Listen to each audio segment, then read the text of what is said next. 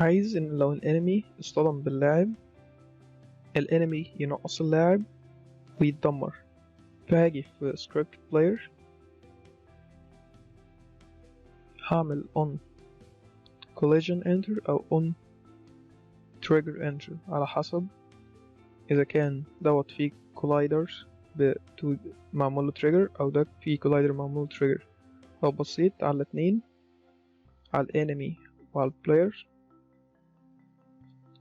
اول حاجة هلاحظها ان الانمي عليه collider 2D البلاير مش عليه اي collider فنحط عليه collider احط عليه polygon collider 2D هسحبه فوق السكريبتات واحط على البلاير rigid body 2D واسحبها فوق السكريبتات واخلي الجرافيتي سكيل 0. حاليا احنا مش عاملين ده trigger مش عاملينه is trigger ولا عاملين ده is trigger فهنستعمل on collision enter 2D فنيجي نكتب on collision enter 2D نخلي متغير اسمه other واقول له هنا if other لو الحاجة اللي احنا عملنا collision معاها dot game object tag لو التاج بتاعها يساوي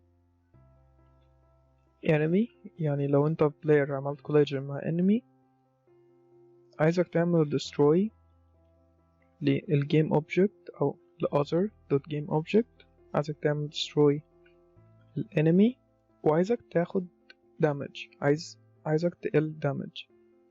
فاحنا عايزين جوه الجيم اوبجكت احنا دلوقتي بنكتب في السكريبت اللي اسمه player عايزين السكريبت اللي اسمه player يوصل للكومبوننت اللي اسمها player health اللي موجودة على نفس الجيم اوبجكت اللي اسمه player.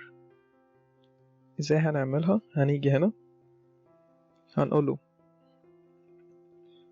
get component عايزين نوصل لكومبوننت اسمها player health وعايزين نوصل لحاجة جوه الكومبوننت وهي take damage.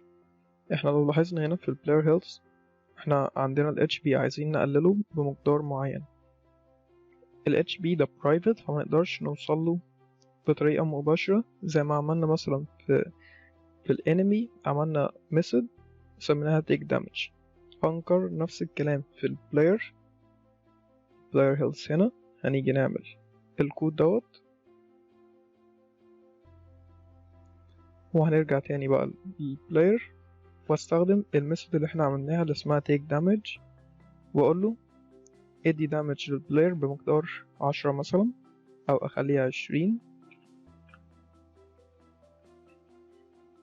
واجرب دلوقتي اصطدم بالانمي هنلاحظ ان الانمي اختفى. لو جينا نبص على دم اللاعب هنلاقيه 80 مش 100